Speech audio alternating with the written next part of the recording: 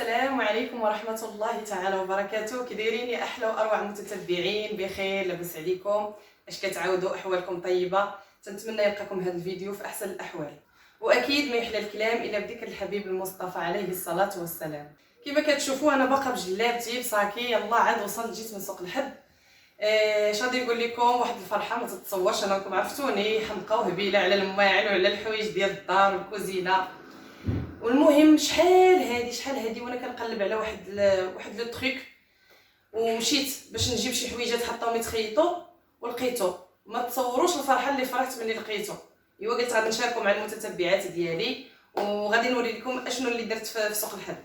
نحيد بعدا الصاك اللي محرفه به هنا. المهم كما كتعرفوا، كما قلت لكم في فيديوهات سابقه، انا دابا ما باغاش نفرش الصالون ديالي بزاف ديال الاعتبارات. اهمها هو انه ما نقدرش نفرش وانا باقي تابعني الاصلاح. باقا باغا نبدل الانستالاسيون ديال الماء، باغا نبدل الانستالاسيون ديال الضوء، الحمام عندي فيه مشكل باغا نعاودو كله. المهم عندي بزاف ديال الاصلاحات، وراكم عارفين الحاجه اللي فيها الروينه والغبره والتراب ما يمكنش نكون مفرشه وندير هذا الشيء. الوغ هنايا خليت غير الصالون ديالي القديم اللي كان عندي، ولكن بيني وبينكم طلع لي في راسي بدل شي حاجه في الصاله، لي تريك هكا اللي هما يعني مؤقتين، ما غاديش يكونوا دائما، ولكن في نفس الوقت غادي يحاولوا يدخلوا لي البهجه للصالون. اذا بلا ما نطول عليكم، اول حاجه هي خيطت هاد الوسيدات هادو. خيطت هاد الوسيدات، مشيت للسوق، تقديت الثوب وقلت ليه تخيطهم ليا، قال لي واخا. عطيتو لي ميزور، عطيتو القياسات.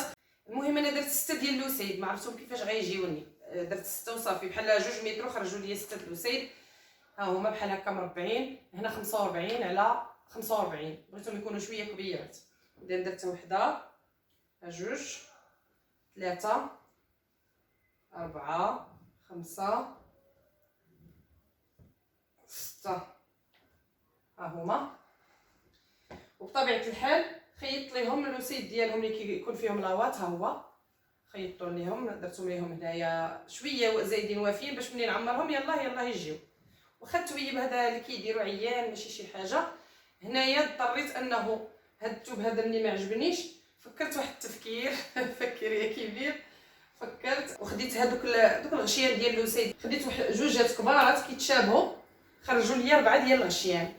هاد 4 ديال الغشيان اللي درت فيهم 60 على 30. وهذا الثوب هذا طيب وزوين. هادو لاش درتهم لهاد الوسيدات هادو اللي حتى هما الثوب هذا ما فصلتوش، كان عندي في الدار، كان عندي صادفه عندي بشحال هادي وعندي مخبي. داك النهار كنخمل وانا نلقى، قلت هذا لاش صالح، راه هو اللي غادي ندير. درتو 30 على 60 صافي، وغادي نعمر هاد الوسيدات بلاواط هادو صافي ونديرهم. المهم انا النتيجه مازال ما عرفتش كي غادي تجي انا راه غير تجيني الفكره كطيح عليا كنطبقها وربي كيسر الامور. درت منها 4. هاد اللون هذا داير بحال البلو بيترول، بحال التوركوا مغلوق بحال. المهم انا حاولت انني نجيب هذا الصفر اللي يقدر يواتي هذا، وعاد نشوف كي غيجيوني في الصالون. واخا الصالون جوج لوان فيه كري والكحل، ولكن معليش.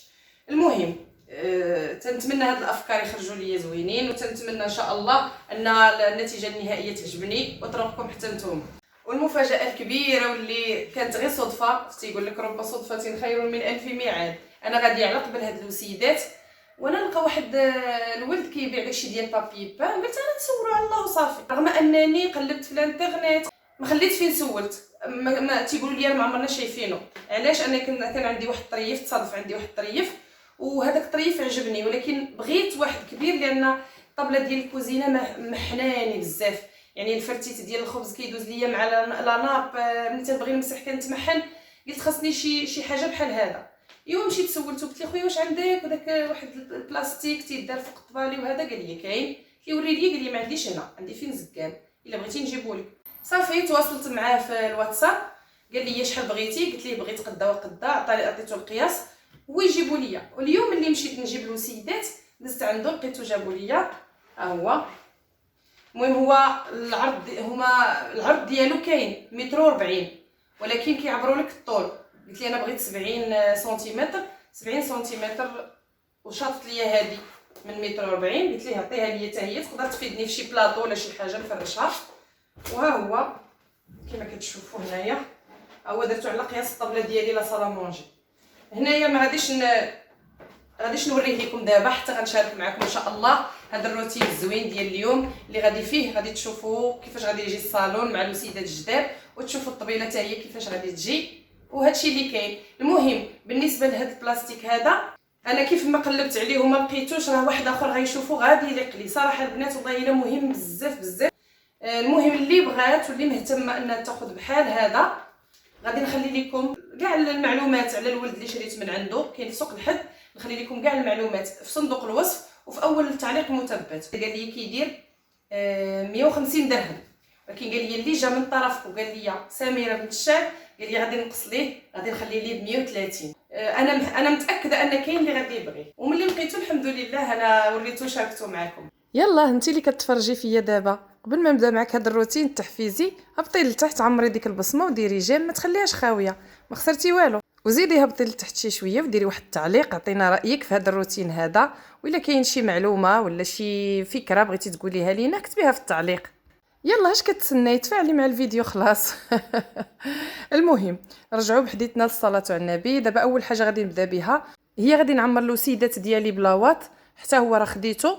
ايوا صافي نكمل الوسيدات بالتعمار وعاد نركب لهم الغشاوات ديالهم، وغادي تبقاو معايا حتى تشوفوا النتيجه ان شاء الله.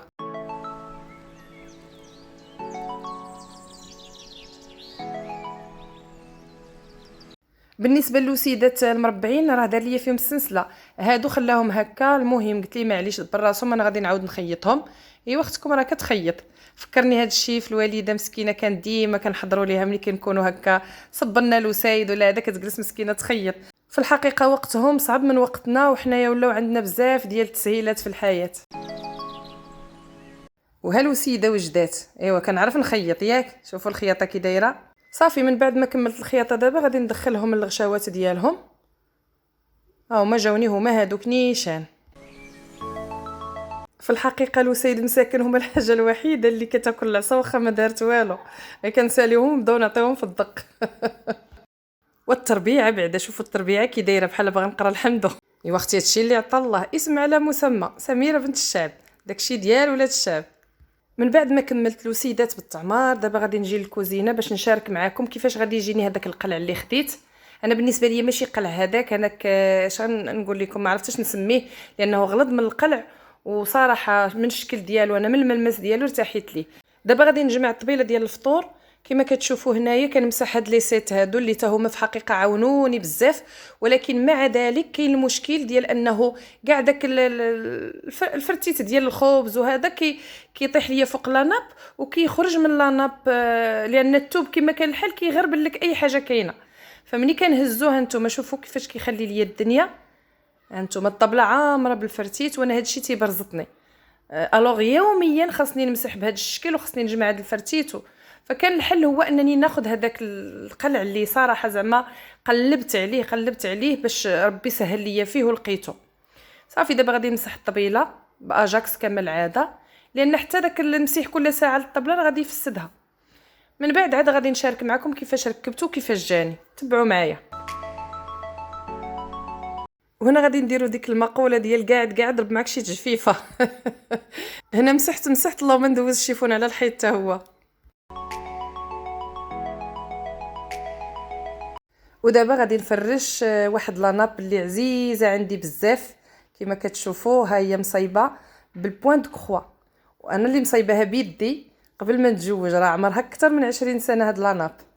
ايوا كنت نخاف عليها لان اللون ديالها كما كتشوفوا بيد كنخاف عليها من الوسخ. دابا ملي شريت هاد لاناب ديال ميكا غادي نحطها باش تبان من تحت منه. شوفوا الشكل ديالها شحال غزال باش تعرفوني رانا حادقه. صافي دابا انا درت لاناب وغادي نحط فوق منها القلع اللي شريت، هو هذا كما كتشوفوا، يعني بقات زواقه ديال الطرزه باينه، وفي نفس الوقت ها نتوما بلاستيفيي ما كاينش تدوز عليها بسهوله. ملي كتبغي تمسحيها غدوزي عليها بسهوله، وهذا الشيء اللي كان خاصني. وهنايا كتشوفوا لي بيسور ديالها، السمك ديالها راه بركه غليظه شويه بحال الدجاج، وملي كتحطيها ما كتبقاش تزلق، شاده في راسها. هادو ان شاء الله غادي نخليهم غير هكا منين نبغيو ناكلوا ولا نتغداو كل واحد يحط سيت قدامه وياكل فيها باش تجينا ساهله في المسيح. ايوا اش ظهر لكم كي جاكم ذوقي وكي جاتكم هاد التغيير اللي درت في الكوزينه. انا الصراحه فرحني بزاف بزاف، والله ما نكذب عليكم، شتي اي حاجه تزادت عندي في الدار كتعطيني واحد الطاقه ايجابيه، واخا غير وسيده نزيدها، واخا غير المهم ما تنبغيش انا نمل من الحاجه، ولا ما كنبغيش الركود في الافكار، كنبغي ديما التجديد، وديما واخا غير قلت ما هي، وسيرتو كاع الا صايبتيها بيدك وبذوقك وصدقات راه كتكون الفرحه الكبرى. وهذه هي الطريزه، ها هي قربت لكم باش تشوفوها كيفاش دايره.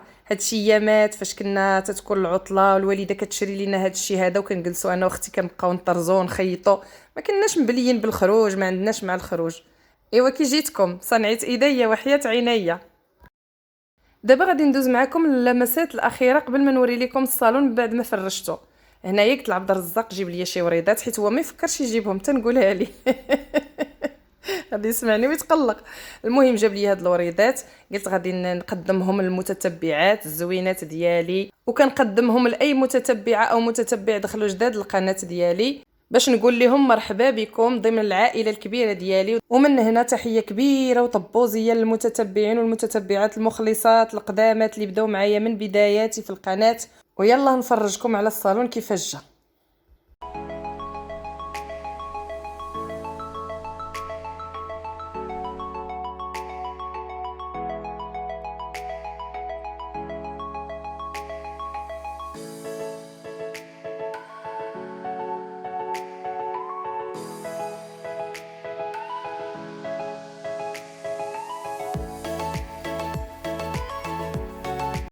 كان هذا هو الفيديو ديالنا ديال اليوم، وهذه هي النتيجه اللي حصلت عليها في الاخير. انا شخصيا راضيه عليها وعجبني الحال، وحسيت بالصالون دخلت لي شويه الحياه. ايوا كنتمنى يكون عجبكم الذوق ديالي. الا عندكم شي افكار ولا شي ملاحظات، انا كلي اذان صاغيه. وتنشكركم بزاف على المشاهده وعلى التشجيع وعلى الدعم ديالكم. ما تنساوش تحطوا ليا جيم الى عجبكم الفيديو، وما نكرهكمش تبارطاجيو مع احبابكم وصحاباتكم والناس اللي كتعرفوا، تشجيعا لقناه سميره بنت الشاب. وما بقى لي الا نقول لكم الى اللقاء مع فيديو اخر. كنبغيكم بزاف بزاف يا احلى عائله. الى اللقاء.